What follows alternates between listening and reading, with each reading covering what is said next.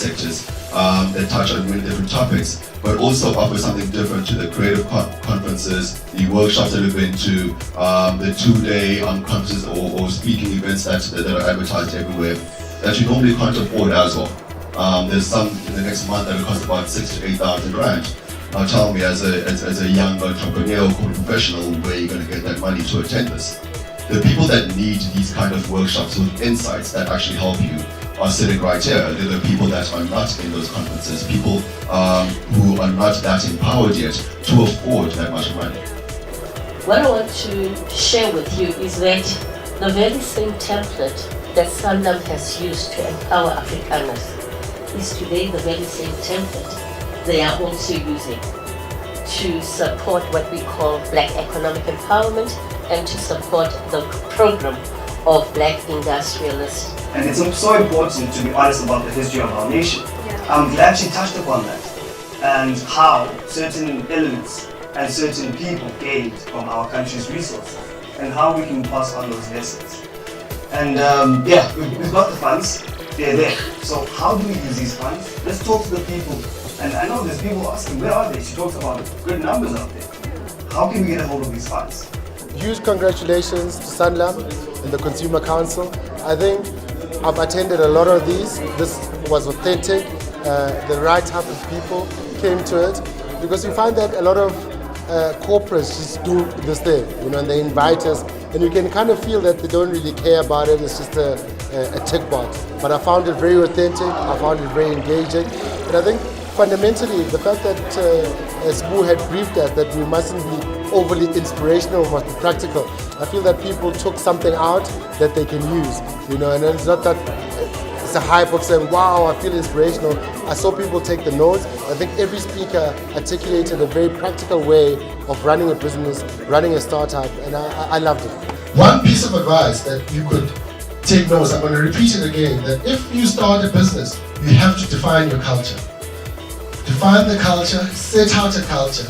And it's not what you want to do. I want to make adverts, I want to record radio, I want to do TV ads. Yeah, I get that. But what is your culture and how you do it? Because that defines everything from there on. Today was really phenomenal because it was great getting an understanding of every creative entrepreneur's drive. What I would have loved to see or hear more of is how these entrepreneurs actually build a business model, just because at the moment we're having a lot of creatives that have great ideas that comes in the form of a plan, not an actual business model. So if I could see more of that, I'd be a lot more appreciative. And I think a number of young creatives would actually get better key takeouts. Another key takeout for me was there's a wealth of information out there. Really, all you need to do is make the conscious effort to Google, I am looking for this, how do I go forth with this? So that was what I took out from this. Creative entrepreneurship is, and I think this is just from dealing with a lot, is a non-stop exercise in overcoming self-doubt and embracing self-expression. So aim to put curiosity ahead of fear by speaking up, disagreeing, and asking questions everyone else is too afraid to. Okay, my name is Cassim. I'm a designer and I just come from the Creative Insights Breakfast, which I really thoroughly enjoyed my experience. I enjoyed learning about the legalities of law. I enjoyed learning about also how to take care of yourself as a designer, and I'll always be working, and you are the business at the end of the day. So thank you very much to everyone who organized it. I think this was very informative, especially for creative entrepreneurs, and as an entrepreneur, it's great to know that one, you're not alone, two, that there's a lot of us out there, and if we work together and share knowledge about being an entrepreneur, how to access funds, especially a creative entrepreneur, which is a space that's growing, and with the creative economy also being something that's more like a commodity going forward. It is a wonderful space, it's awesome, learned a lot, met amazing people, and I think we should have more of these going forward. We don't really talk in the entrepreneurship space or even in the creative industry about mental health and mental well-being. It's almost a trend to be exhausted. You're always tired, you have all of these clients and oh my God, you're so important. That's not the way, No, you have to sleep. What are you doing not sleeping? I mean, it doesn't make, you can't, your organs don't work well, you don't function. You're not creating from a creator's mentality. You're creating from a place of fear and apprehension. So I think very importantly, don't go looking for funding too early, and you often don't need funding to get started.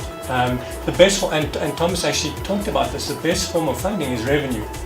So for when you can, and for as long as you can, go and earn your money through revenue, put that back into your business, and when the time is right, when it's necessary, then go look for funding. I do not have a chat with those I don't connect with. I don't share my story with those I don't connect with. Everything is about connecting. Because, you know, there's a famous saying, when two or more are gathered. But what it doesn't explain is that when two of the same kind of people that share the same kind of vision or similar bottom lines, it becomes much easier to go after whatever you want to go after. So that's how I've sort of been able to navigate. I think right now in South Africa it's more about the content itself than necessarily like the quality of the video. You'll find a video with 1 million views that is vertical, it's terrible looking, but the content is there. It's funny, it's engaging, whatever it is. So I think one thing people are really scared of is starting. So I know a lot of people want to start YouTube channels. They just can't get that first video up because they assume they have to have the whole thing to start. And you don't necessarily need to. Most of us who have access to phones have phones with video cameras, and you can start like that. My first tripod was a Game of Thrones book, a Bible, and a textbook from varsity. And I put all those together, I put my camera on top, I sat on my bed. If you watch my first video, you can see my posters, and in my room, it looks terrible, but I was like, I'm going to start this journey somehow. So I think a don't is don't be afraid of starting. A lot of people are scared of sucking. There is almost no way you're going to be amazing at something without starting it and getting to that point where you feel comfortable. Hello, my name is Sibu. I'm a YouTube content creator. I create content about current affairs and any sort of lifestyle thing that pertains to me. So I was one of the speakers at the Inside Breakfast, and wow. I came here thinking I am here to give people advice, and I honestly learned more than I expected to. I think it's a really great platform to teach you on-hand thing, rather than other talks that I usually go to where it's more of a motivational way. I learned skills and tips that I can take away right now and use. So if you're looking for if you're looking for people to listen to and insights to learn that are on hand, definitely come to Insights Breakfast. My thoughts of today, I think, it was an absolutely invaluable meeting of very important minds from across the spectrum. I absolutely love the Insights Breakfast because it showed you someone from corporate, someone who's very creative, someone who's concerned about the business element, but then someone who's also concerned about the creative element. So I like that amalgamation and the value that each one of them has in showing that all initiatives need to acknowledge at least a bit of every single one. The law doesn't have to be done by lawyers. You can go to court as a layman. Anyone can draft a contract. Anyone can read the laws, the acts, the regulations. You don't need a lawyer for a lot of it. So don't doubt that you can actually do a lot of it yourself. And especially when it comes to law, it's very expensive. So do as much as you can yourself, and you'll see that it'll save you so much time and money later. Same with coming to accounting. Someone mentioned this earlier. No, I love that thing about your dad in the supermarket. You have to know every single element. Okay? I'm looking forward to more of these. These are going to be really important.